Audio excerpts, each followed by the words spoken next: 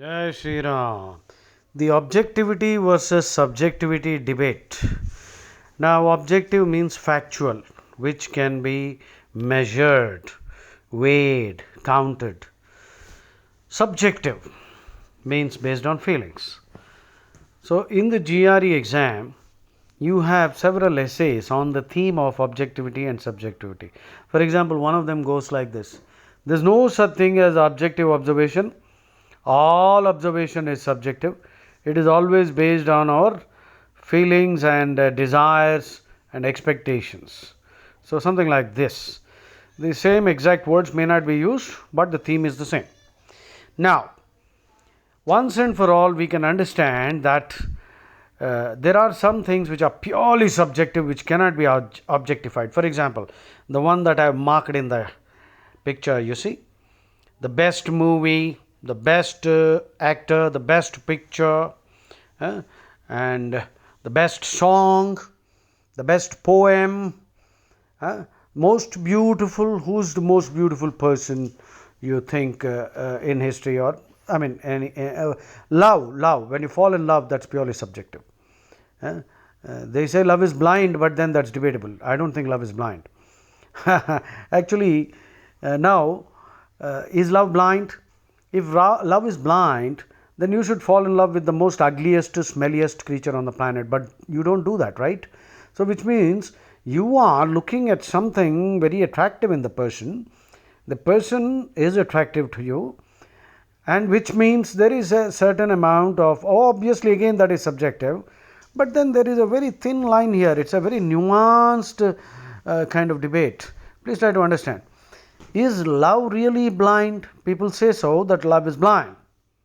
But like I said earlier, I'm going to repeat it. If love were blind, then you should fall in love with the most ugliest person. But you don't. Nobody does. Everyone has some concept of what is beautiful, and they fall in love with that person. So there is some kind of an objectification of something actually subjective. I hope you got it. So love is not blind, my dear friends.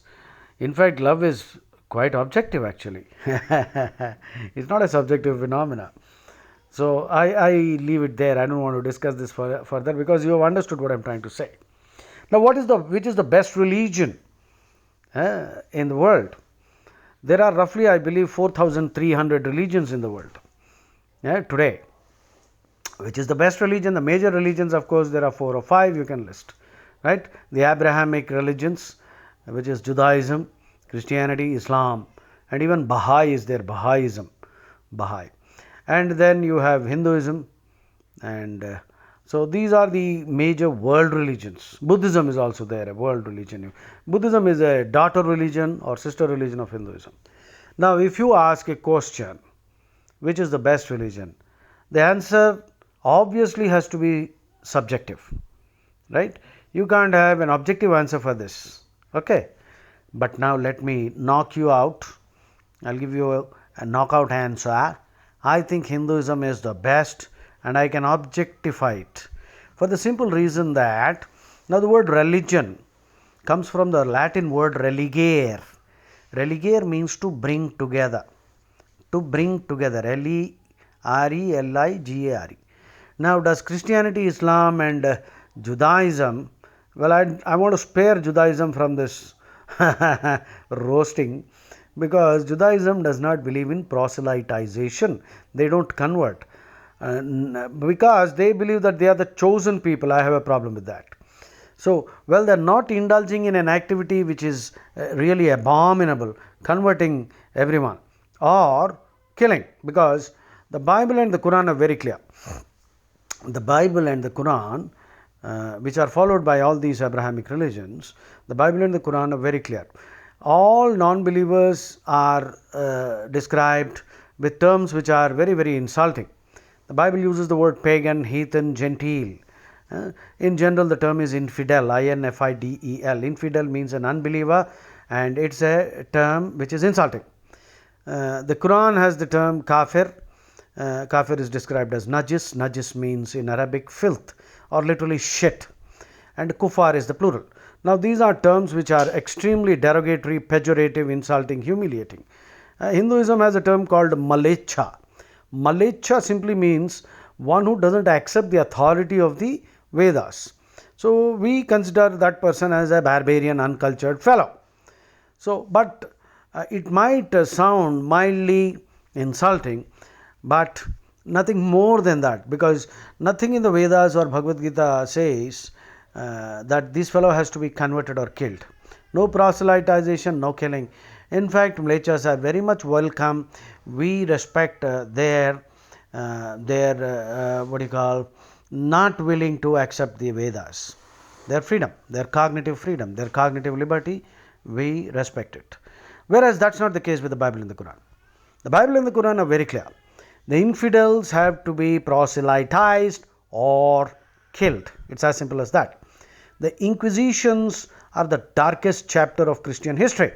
The word Inquisition, Inquisition, Inquisition means a medieval tribunal set up to stamp out heresy. A medieval period, maybe 1100 to 1600. And tribunal is a special court set up for a specific purpose, like a labor tribunal, water tribunal. So, tribunal, medieval tribunal to stamp out heresy. Stamping out. Stamp means to crush, to stamp out. Quell, Quell, crush, completely crush. Heresy, Heresy. Anything that is considered disrespectful toward orthodox religion. Heretical means not accepting the authority, not accepting in Hinduism, Buddhism, Jainism, Sikhism. Sikhism perhaps can be allowed. Buddhism, Jainism are heretic. Charvaka are heretic. Lokaita or Charvaka means the same. Heretical cults. Heretical means not accepting the Vedas.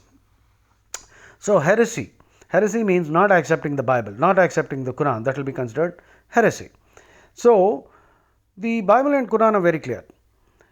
Anyone who is heretical or says anything that is amounting to heresy, which is again blasphemy means disrespectful to religion, the punishment is death. Very simple, loud and clear. You can read the Holy Bible and the Holy Quran. I am not making this up. So, now I will finish my discussion. Which is the greatest religion? Look at the definition of religion. It says religare, which means to bring together. Now, the simple question is Christianity bringing together people? No, it's dividing, it's exclusive. Same thing with Islam. But is Hinduism bringing together people? Yes, because Hinduism describes, the Veda says, Veda addresses all mankind as Amrutasya Putraha. And in the Vedas, there is no proselytization and no killing the infidel. The Veda declares, Shrunvantu Vishve Amrutasya Putraha Aye Dhamani Divyani Tastu. Here, hark means here. Hark, O mankind, all of you are children of immortality. You will attain the celestial realms. This is a literal translation of the Veda, the Vedic mantra. Shrunvantu Vishve Amrutasya Putraha Aye Dhamani Divyani Tastu. So, when the Vedas is addressing all mankind as children of immortality, it is a unifying religion. Now, Bhagavad Gita, Krishna says, Ishvara sarva bhutanam hrideshe arjuna tishtati, Brahmayan sarva bhutani yantrarudhani maya. Krishna says that Paramatma, he himself is sitting in the etheric heart, not the anatomical one, of every human being. In fact, every creature, every animal, every rock, everything, because quantum mechanics confirms that consciousness is the ultimate reality. Wide that experiment called double slit experiment. So, again Krishna is also not differentiating, no discrimination. All mankind, everyone is divine. We are all divine. We are all divine beings having an earthly experience.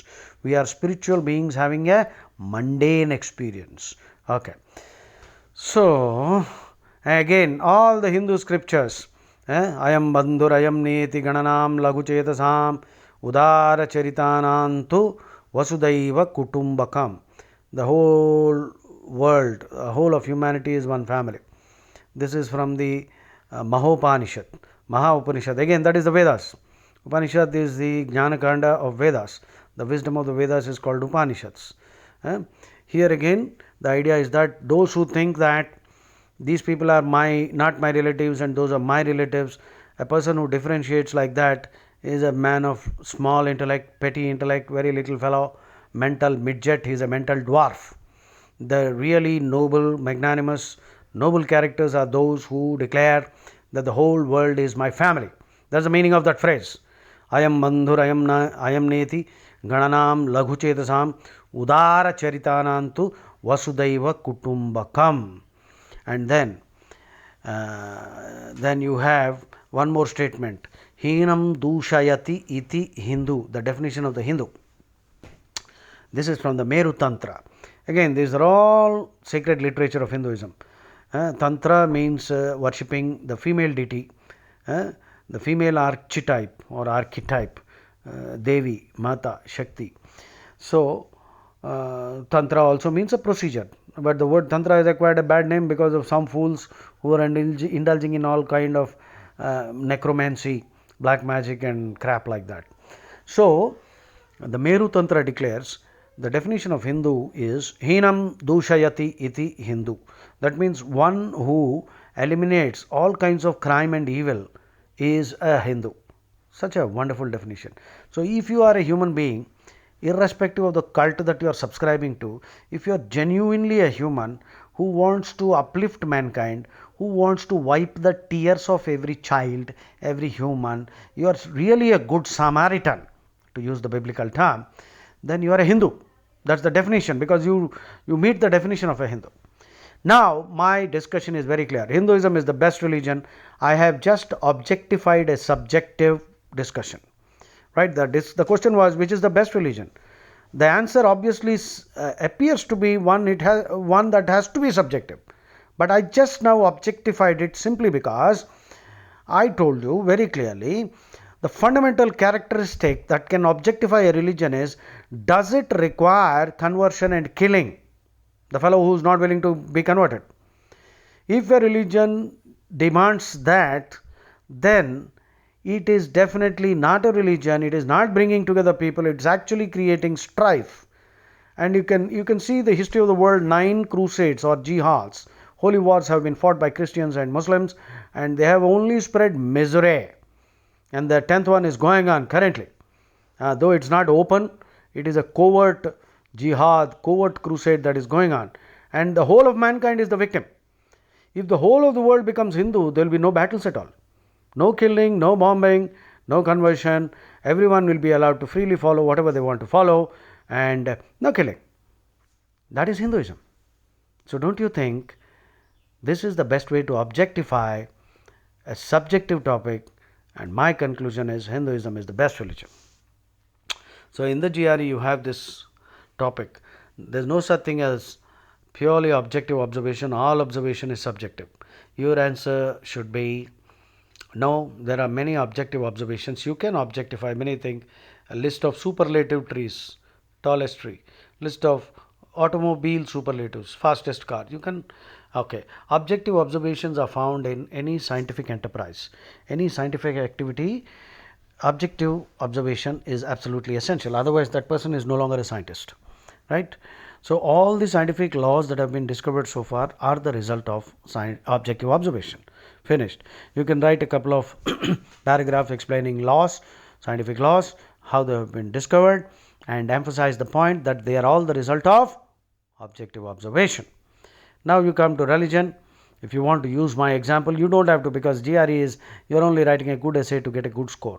But in a real life debate, please use my example.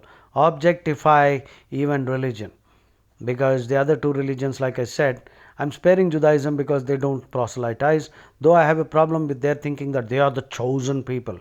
Veda says all are chosen people, all are divine, all mankind are children of immortality. Don't you think that's a morally superior position to take? The Hindu philosophy is the morally most superior position. The others unfortunately fall short of this minimum requirement, minimum ethical requirement of any religion. They don't bring together, they actually divide. Though they coined a nice word, religion, drawing from Latin, religare means to bring together, they actually break apart, not bring together. So you can write 2 paragraphs about how we fall in love, which is subjective. Your appreciation of music or a movie, that's all subjective. So there is a lot of subjectivity in life. What you consider as beautiful is purely subjective. Though of course, for the sake of a debate, I can take you down the road where I'll show you where even that beauty is objective, but that's a different thing altogether. I don't want you to waste your time talking about this in a GRE essay. Right? I think you got what I'm trying to say. Please write a good essay, send it to me on WhatsApp. I will be glad to give you feedback. Okay? My WhatsApp number is 891-906-9803.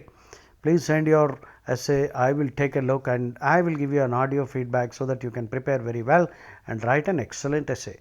The GRE essay topic was, there is no such thing as objective observation. All observation is subjective. It is always guided by our passions and desires and expectations, something like that. Jai Shri Ram.